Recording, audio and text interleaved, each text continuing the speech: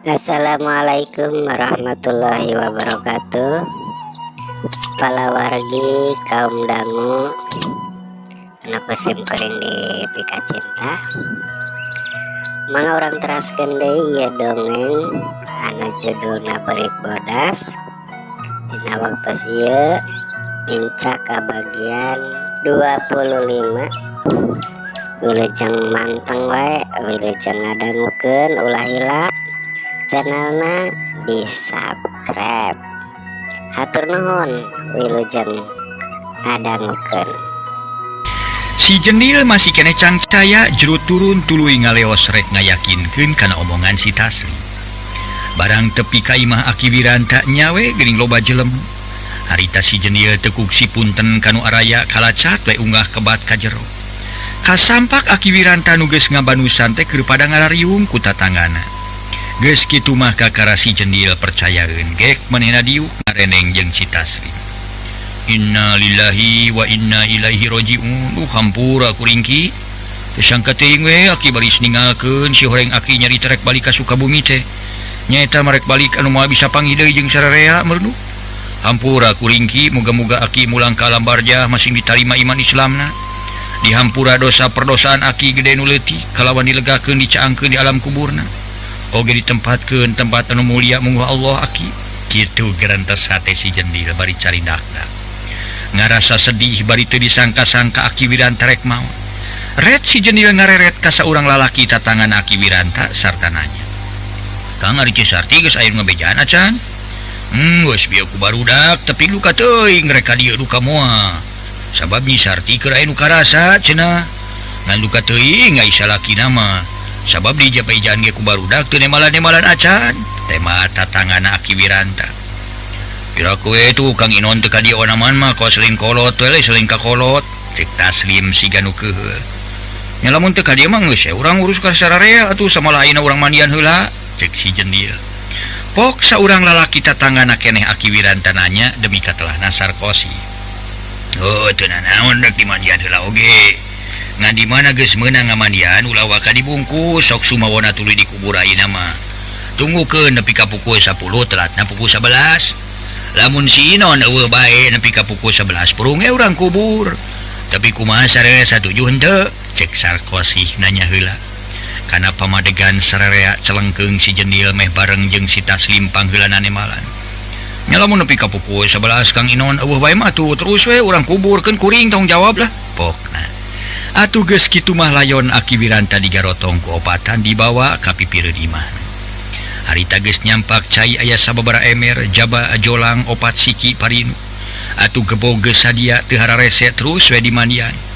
Nyeta ku Syekh mayit samalah si Jendil jeung Taslim katut dua urang tatanganna maridu ngamandian nepi ka beresna kalawan geus dibawa ka deui ka imah. Goledag layon dikadengkeun bari diruruban ku samping kebat.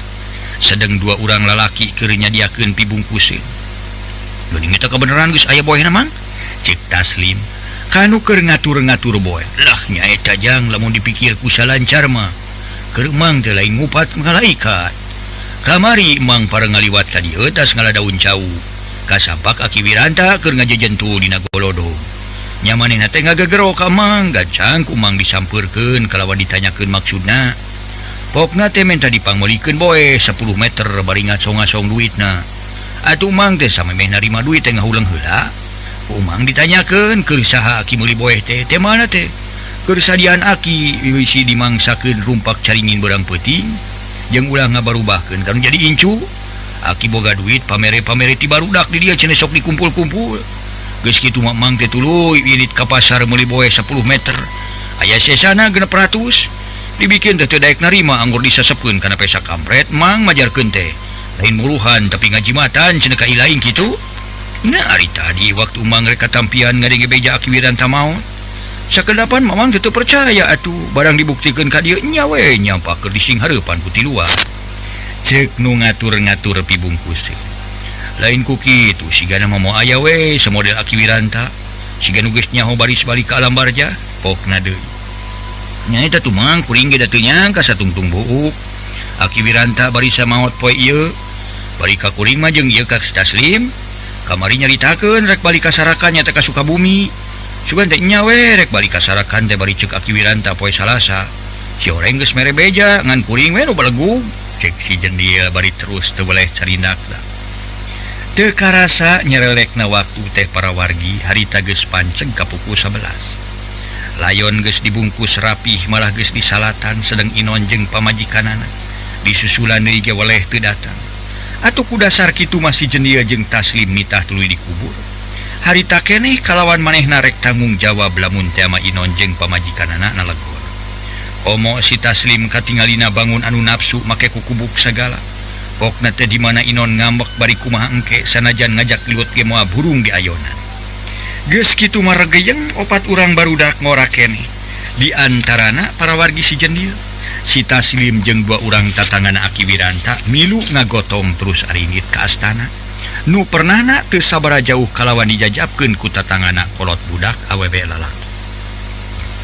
sabagian awewe keur ngaluprek di dapur nyadiakeun pikir nyusur tanah sedang bahana hasil gotong royong masyarakat didinya tampolana Inon jeung pamajikanana nepi kalayon geus beres dikubur kalawan anu ngajajabkeun geus barali ka imahna sewang-sewangan weleh teu datang-datang geus puguh ari pamajikanana mah teu datang teh keur gering atuh si Taslim kacida gemeseunana ka Inon make nyebutkeun lain manusia sagala komo kadengen-dengen cacaka Aki ti pamajikan teu datang pisan malah teu mere naon-naon sanggeus beres ngariung nyusur tanah masih Jendil jeung Taslim barali ongkohan si Jendil rek mapagkeun pamajikanana harita si Taslim nyemplang heula ka imahna si Jendil teu lila biwarni indungna si Jendil ge kakara datang tas milu jajab ka kuburan nya ane teh si Inon mun teu datang pisan sakitu disusulan ge ku tatangana Aki Wiranta kawas jelma teu hideng we nya jelma bieu ka dieu beuki pieu ka sebeleun beuki dieu teh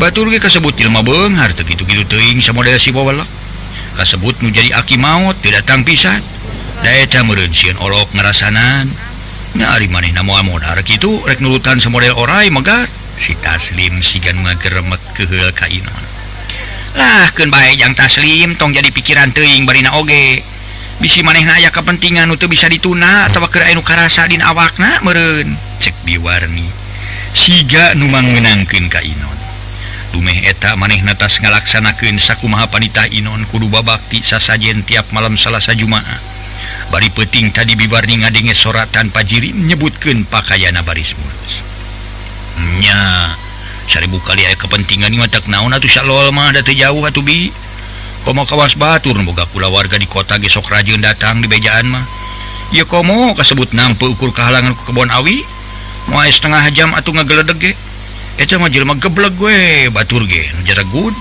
nu lega pakaiana teu kitu-kitu teuing sabole si Inon dasar manusia nu geus kalimpudan ku pangaruh setan tah mah geus jadi bala jurig jarian lega pakaiana senang hirupna ge ladang usaha biasa eta mah ladang munjung muja ka kayu ka batu jadi bala siluman lah cek Taslim kaliasan omong atuh biwarni nempas ih ari maneh ngomong teh sok katalanjuran Taslim kumaha lamun kadengeun ku cak-cak bodas seug ditepikeun ka jinisna manehna mah lega pakaya lain ladang munjung muja tapi alus pameulina tiap malam Salasa Jumaah sok babakti ku sasajen samalah kasih Jendil ge ngabejaan namun hayang mulus pakaya kudu daek babakti cek biwarni teu sadar ngadon bebeja ka Taslim atuh Taslim curing hak kalawan nanyakeun kumaha biwarni pangdenge teh si Inon ngabejaan kudu babakti ngarapakaya mulus si Taslim ngareret ka si Jendil tuluy neuteub kana beungeut biwarni nu keur ngalaanan panitih rek muka baju nya papatahna mah kudu kitu kudu daek babakti lamun hayang mulus pakaya mah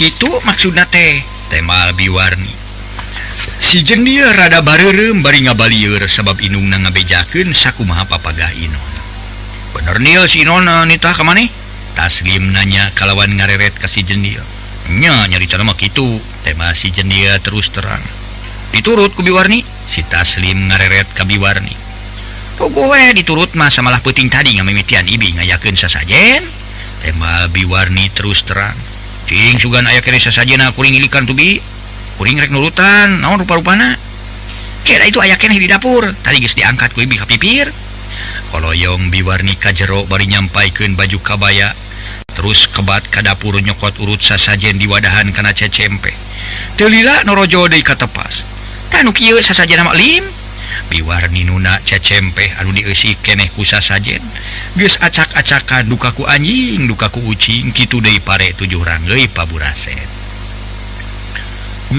Kutanu kieu syarat sangkan mulus pakaya teh nya atuh ieu enteng bi moal aya 500 perakeun atuh cek si Taslim tuluy ngojengkang ka golodog bari nangeuy cecempeh dieusi keneh ku urut sasajen. Nari jabrod dari talapung jeung cecempeh-cecempehna puguh we Biwarni oloho. Ay kunaon ay maneh Taslim? Teu puguh-puguh ngadona lapung cecempeh, cek Biwarni ngarasa keheul kana polahna si Taslim. Yo Biwarni, lain kuring nalapung Biwarni atawa nalapung si Jendilnya tapi nalapung pangabakti Biwarni. Lamun Biwarni rek terus ngalaksanakeun sakumaha papatah ti si Inon, geus ti saserat poe ieu antara kuring jeung Biwarni katu si Jendil tong patanya deui. Malah tong patepung deui jeung kuring. Si lain jeung dewek geus urang pegat babarayan mah Jendil lah. Cek Taslim si ganu nafsu. Lamun sarutak itu masih lain teh ti heula nyebutkeun cua ka si Inon teh saukur dina bibir bungku Jendil. Si ganu ngabeungetan ka dewek kapan cek ilaing teh heula nyaritakeun kungsi dibawa tatapak ku si Inon ka leuweung nepi ka ilaing harita kungsi kagegeringan aya kana mingguna. Kari-kari ain aya papagah kitu ti wawalak si Inon dibejakeun ka indung si laing kalawan ku indung si laing dilaksanakeun. Na teu lebar ku jiwa indung pae 2 kali. Pokna deui ngagelendeng si Jendil. Atuh Biwarni ngaranyug pokna nya deui. Kekelanan Lim, ibi macan ngarti kana caritaan maneh teh. Naon maksudna make nyarita kitu sagala ka si Jendil? Nah si Inon teh munyung. Biwarni netep seukeut kana beungeut si Taslim. Tong nanyakeun ka kuring, tanyakeun ka si Jendil anak Biwarni. Manehna nu nyahoeun kana rusia si Inon. Sok ayeuna ilaing rek kumaha Jendil? Rek pilu ka si Inon atau rek terus samanjang babarayan jeung dewek? Si Taslim nanya kana pamandegan si Jendil. Rai beungeut si Jendil meuni asa semu geuneuk lir beusi atah beuleuh. Aing mah kudu jadi baraya setan mah kudu ngaji jeung bangsa iblis. Suli najis teuing geuleuh. Semelah cadu dewek kudu ngagagu kana omongan si Volak teh. Teh mah si Jendil jadi malik nafsu ka Inon. Ieu mah kumaha pamandegan Biwarni? Rek terus ngayakeun sasajen sakumaha panitah si Inon. Taslim nanya deui ka Biwarni. Auzubillahi min zalik, ari urang kudu nurutan si Inon mah. Ari sugan teh lain kadinya cikna. Biwarni ngabiri gidig samalah reuwas kareureunnakeun. Eta kunaon atuh si lain make nurut kana panitah si Inon Jendil? Pan lain geus nyaho kana kayaan si Inon. Taslim netep deui kana beungeut si Jendil. Ingkuli wah dewek teh ngarti mah teu dipercaya we kana omongan. Omonganana kalawan dewek diceritakeun teh jadi ini. Nu mata lamun rek milampah hiji pagawean komo bari panikah atau pangatur batur kudu dibeuweung diutakeun ulah jang dipercaya ulah jang diturut. Deung pangaruh eta teh baris nyalametkeun kana diri sorangan kumaha lamun teu baris nilakakeun. Saha nu susahna cing? Saha nu baris tanggung risikona? Komo kitu si lain geus boga anak pamajikan. Na teu lebar kana diri sorangan teu nyaah katurunan. Puguh lahirna mah kadeuleu ku batur senang geunah ngah-ngah ning loba dunya lega pakaya. Tapi batin si lain rusak boga dunya lalang kitu. Dan si lain teu gedena bisa kana ngaji. Tapi narek beunang ka bengbat kitu rek beunang ku pangajak setan. Geus si seseret ayeuna mah montong nurutan si wabalak. Nanaonan bari nage ngaron babakti ka diri jarian. Rek aya kanya bari boga rejeki tong dibikeun ka bangsa setan. Dahar angguran mah jeung anak pamajikan katutan jadi indung. Awabikeun ka pakir miskin meureun si lain meunang ganyaran. Panjang lebar ngomongan si Jendil. Di hampura kuring Biwarni lah disilamkeun caur bahe careknya atau aya basa kurang pernah dipuring gitu minta dihampura kuring teh. Nah deui minta dihampura ka Biwarni. Langsungna ibi ge kudu dihampura kalawan ibi nyanhunkeun kana pepeling ti maneh teh Taslim. Dan nya atuh ibi teh sarua asa-sasar teu dipikir heula. Panyana ibi masih Inon nyarita kitu teh ka si Jendil. Bener we moal aya pibalu kareunana. Ari aya pibalu kareuna mah keheulaanan ibi mah. Tema Biwarni ayeuna sadar kalawan moal rek nurut kana panitahna si Inon. Ari maneh ira rek mapageun pamajikan teh Jendil? Nah ayeuna we malah lamun teu kahalangan ku Aki Wiranta maot mah rek tadi sukene tema si Jendil. Ujung atuh bising kapur hujan ongko dewek rek balik kacan boga hajuput teh. Mah kuring rek kagirang heula nya mapageun budaknya. Si Jendil bebeja ka indungna bari turun tina babalean. Nya jeung atuh geura papageun tema Biwarni ngajurungkeun. Dan kade pamajikan maneh caritaan Jendil bisi tepung jeung si Inon heug mangaruhan deui ka pamajikan maneh. Si Taslim sasahat bari jerut turun tuluy indit bareng jeung si Jendil. datang ka jalan sewang-sewangan si Jenil kebat rek mapageun anak pamajikanana. Si Taslim mengko jalan motong ka sawah. Urang malikan kana kaayaan Inon anu beuki ka dieu teh syariat nama asa beuki senang. Pakaya beuki loba beuki lega terus-terusan meulian jeung ngagadean. Pamajikan jadi montok jeung bersih da pugu eueuh kakurangan hanya kalkeur Inon. Ku ayeuna beuki koret beuki barangasan osok ka sasangton. Tong boroning kanu sejen indungna sorangan minang seubeuh ku carek tampolana sok wani tujang tajong teteunggeul sagala kanu jadi indung. Lain sakali dua kali indungna mampa ka nyeri teu jadi anak. Akhirna mama esah indungna ragrag kecap. Anu disebut ragrag supata nyebutkeun sia mah manusa doraka. Kaluhur ulah sirungan kahanap ulah asupaan. Punten. Kaluhur ulah sirungan kahanap ulah akaran. Puguh keur Inon mah aya kecap kitu tinu jadi indung lain ngarasa reuwas atawa menta dihampura malah nyiksa kalawan musir. Nepi ka akhirna mah esah ngado nyiruruk deui di batur sabab geus teuing jeung teuing kanyerian tinu jadi anak. Heuleut sabulan ti saentas indungna ngejat isukna Inon ngadekluk macul dibantuan ku minantuna. Kakara meunang saparapat kotak peletak cenah pacul milepas kana bincurang ngan hadena teu nenggel kana tulang. Tapi sanajan bari teu pira raheutna rada nyeri. Nepi ka Inon maculna eureun hanyat heula ka darat mersihan getih tina bincurang. 2 poe ti harita bleng we suku Inon jadi bareu. Nepi ka teu bisa turun-turun acan. Di ubaran mah di ubaran kunaon-kunaon waleh teu daek cager. Malah anu raheutna asa beuki jii. Rai poe panyakit Inon dina suku asa beuki parna. Malah jadi naratayan bitisna barentus jari ihtul tel kana suku nu sabelah deui. Sajabati kitu atuh panyakit Inon kaayeunakeun tambah boga panyakit arateul saawak-awak. Pagawean beurang peuting ukur gegetret temahna Inon teu bisa barang gawe pisan. Ngurus pakaya ngandelkeun nu jadi anak jeung minantu. Tapi adat barangasan masa kitu boga panyakit ti anger we teu euy-euy. Satiap anu papagah mere piubareun teu waleh diturut teu waleh dilaksanakeun.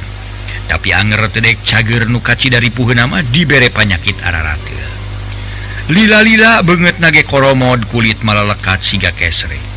Ceuli duanana kardewil jeung beureum. Pendek nama matak jari cipen ningali kaayaan panyakit Inon. Tatama kaditu kadieu. Kadukun geus aya puluhna urang masing di mana-mana ge teu waleh dijugjug jeung sok diangkir ka imahan. Para mitra sadaya kitu deui ka dokter aya welasna kali waleh panyakit teu daek cager-cager. Biaya berobat kaditu kadieu geus leuwih kana 1,5 juta. Atuh nu jadi anak pamajikanana Inon teh anak pamajikan Inon teh ngarasa era oge. Geus beak dengkak malah sakapeung pamajikanna ngarasa aral ngarasa era ningali salaki jadi teu puguh rupa. Beungeut koromod ceuli jari ih kardewil geus puguh suku maduana ge matak pirujiteun. Beurang peuting gawena gegetret nepi ka sarena ge misah jeung teu ngahiji jeung pamajikanana. Geus aya puluhna poe Inon monok moek teh. Dina sosompang sare ngagoledag ukur make samaksa heulai angel hiji. Rupa-rupa katerangan ti dukun ceuk nu saurang majarkeun aya nu sirih ka Inon dumeh meunang loba pakaya. Jelas nama Inon aya nu ngadoliman ceuk saurang majarkeun Inon boga janji teu kalaksanakeun. Ceuk saurang Inon kabadi tina parabot karuhun jeung rerea deui nurutkeun ku perkiraan dukun anu namaanana. Tapi aya oge nu rada tepat ti saurang dukun aki-aki geus pikun ti tatar pakidulan ari dijelaskeun ka kulawarga mah henteu. Sok sieun kulawargana teu ngeunaheun dicaritakeun sotenan ka si Jenil. Dume eta aki-aki wawuheun ka si Jenil urut sobat akina baheula demi katelahna Aki Darmaji. Ceuk Aki Darmaji cacarita ka si Jenil mah pangna Inon kitu teh hiji hasil perbuatan manehna ngalap elmu ti bangsa siluman kalawan janji rek mihukum hiji awewe katelah nyimimi. Padahal nyimimi teh siluman beurit. Kaduana doraka tinu jadi indung bapa ku dasar eta nurutkeun perhitungan Aki Darmaji. Raja kaya Inon sina beak heula. Ngan dina mah raja kaya na geus beak waluh alam bisa cager deui henteuna. Ku ayeuna ge harta Inon geus nungtutan dijualan samodel perhiasan pamajikan. Dipake tatama kaditu kadieu. Atuh ku ayeuna mah nyisarti nu tadina reuncem ayeuna ukur boga alisa siki. Gegeretekan kitu ge 4 gram kurang. Heuleut saminggu geus kenceling dijual dipake ka dokter nyata hayang cager teh geus bersih perhiasan pamajikan tuluy perhiasan anakna kitu keneh kalah wowotan lila mah pakaya inon nungtutan dijualan kariboga sawah jeung kebon 300 bata kitu ge teu pati kaurus sabab ngandalkeun minantuna da puguh boga pakasaban di kota samalah minantuna ti anak nu panggedena mah jarang balik da nya ngarasa keheul perhiasan anakna bea tong boroning anakna atawa minantuna sanajan Nyi Sarti kasebut pamajikan ku ayeuna ngarasa rudet sasarina mah setiap malam salasa Jumaah Nyi Sarti sok ngayakeun susuguh sakumaha panita inon salakina tapi ayeuna mah geus hampir 2 bulan tara sagah suguh ceuk pikirna boror keur meuli susuguh keur meuli sameleun ge geus teu boga dina hiji peuting kira-kira bada Isa Nyi Sarti pamajikanana nitah anakna mangantirkeun cai kopi jeung sepancau kepok kopat siki dari kana barang dahar mah inon teh rewong dibere dahareun naon-naon oge teu boleh didahar samalah lamun dahar sang sigana sale terbae mah beaku sorangan tampolana hayang keneh siga nu camance cupak capek teh raket anakna inon nu katelah Nyi Oni mukakeun pantos soronoe bari nangeuy sepancau tina piring seng jeung cai kopi sagebekong ngebul keneh kasampak inon keur ngarengkol panonna peureum disangka ku anakna mah keur sare padahal inon ukur peureum hayam Bus Nyi Oni kajero hatena ngarasa kaget malah maruringkak bulu punuk sabab ngadenge enon ciciritican sora beurit jeung ceuli duanana hariru siga uget-ugetan sakapeung irungna nyuret-nyuran tapi panon tetep peureum hayam cak Nyi Oni harita teh nu bekong jeung piring seng nu dieusi ku sepancau dina memejaan ngareneng jeung cempor barang Nyi Oni rek kaluar gero inon ngageroan sorana semu peura bari ngagupayan Oni ka dieu pokna aya naon bapak kapan dieu cai kopi geus dikadieukeun jeung sepancau teh mangga gerang ngopi meungpeung caina haneut keneh pak cek Nyi Oni bari ngajanteng deukeut lawang teu wani nyampeurkeun ka dieu sia nyampeurkeun kawas lain ka kolot bae sok ka dieu inon ambak danya kitu ari nafsuna mah gede kojengkang Nyi Oni nyampeurkeun sarta nanyakeun deui rek naon pak cing ngahirasa kedeung pangrancetankeun awak meni asar ari sakieu ih si bapa mah itu kuring keur barang gawe mantuan emak nyieun ke cimpring jeung bari nage tong hantem-hanteman teuing dirancetan talein bubuh ngeunah dirancetan teh pak cek Nyi Oni nolak sabab ngarasa sieun katepaan ku panyakit arateu tilu jadi batpana katamah-tamah bener Nyi Oni teh keur mantuan nyieun ke cimpring jeung indungna atuh memang maneh nage ningali kayan penyakit bapa nama matak jari jipen maneh nage embung nyampeurkeun kanu jadi bapana harita para wargi sadaya atuh inon tuluy ngamek barang Nyi Oni teu daekeun dititah mencetan teh sia teh mumu dititah ku aing sakitu oge geus pugu inung sia radae karampa-rampa acan ka aing buru-buru sia bising dibentur ku aing inon menitipu atuh Nyi Oni dipat ngarancetan awak inon bapana tapi kitu ge ai purangas puringis mah mayada mural segala sabab awak inon kaambeuna bauhannya sajroning inon keur dirancetan bibirna munyan manyun bari disada cucuitan teu beda tora beurit puringkak bulu punuk Nyi Oni pupuringkakan kasieun jeung kakeung pagalo jeroeun dadana keur kitu Nyi Oni ngadenge suara manuk lok-lok jeung manuk tuweuh bipireun imah puguh we kakeungna beuki namahan rek balik sieun diamak punu jadi bapa ari ngadeluk we ngarancetan teu kuat ku keung jabaleungeun geus carangkeun heuleut sawatara menit ti sabada ngadenge suara manuk tuweuh teh cungungung kadenge anjing babaung meuni melebung jempe anjing babaung segeruk pipireun sosompang kadenge suara awewe nyegeruk ceuri tuluy ngabangingit siga nu kanyanyerian jempe nu cerik ngabangingit cirihil aya nu seuri cicirihilan disambung ku suara lalaki babara katakan bangun anu ngeunah bangun anu suka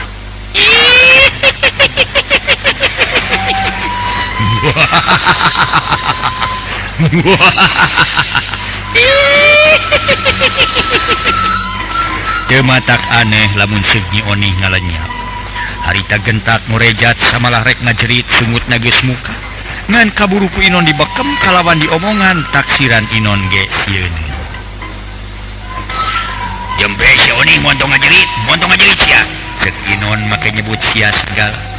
Temah nanya Oni ngadeg-deg shot Inon ngalesotkeun leungeun nu dipake ngabekem Nyi Oni. Anakna nu bungsu.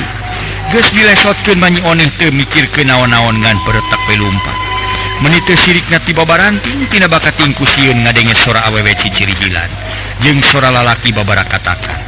Kalacat Nyi Oni ungah ka imah terus ngarimunan maneh ku simut. Sedengkeun Nyi Sarti indungna geus beres nyieun ka Cicimpring terus sare mun ngagebra. Taksiran teu kuat kutung jeung capek barang gawe. Harita Nyi Oni meuni ngadeg-deg amekan ngahega sedeng kasieun jeung kakeung mah sanajan geus aya di imah oge henteu lelet. Pomo ngadenge anjing meuni ti ditu ti dieu patemalan babaung muraikeun jempingna peuh. Katama-tama manuk sirit uncuing ngelak ibadah magrib ken buka wayah kumaha harita. Ngan anu jelas mah geus jempling. Masyarakat eta tempat geus eueuh liar pisan. Duka geus sarare, duka geus ngan narumpi di masing-masing imahna. Pomo di luarin bawangunan imah Inon mah. Kakalarut magrib ge geus simpe, da puguh imah Inon nengang jauh ti tatangga. Wakdosna seet. Alhamdulillah nembe kapidangkeun dina bagian anu ka-25. Atur nuhun ka palawargi anu parantos setia di channel Sampurasun Dulur. Mudah-mudahan sing ageng manfaatna, sing diberikan orang kesehatan salamina ku Allah Subhanahu wa taala. Amin ya Allah ya rabbal alamin. Ulah hilap channelna di subscribe heula. Atur nuhun, mangga permios.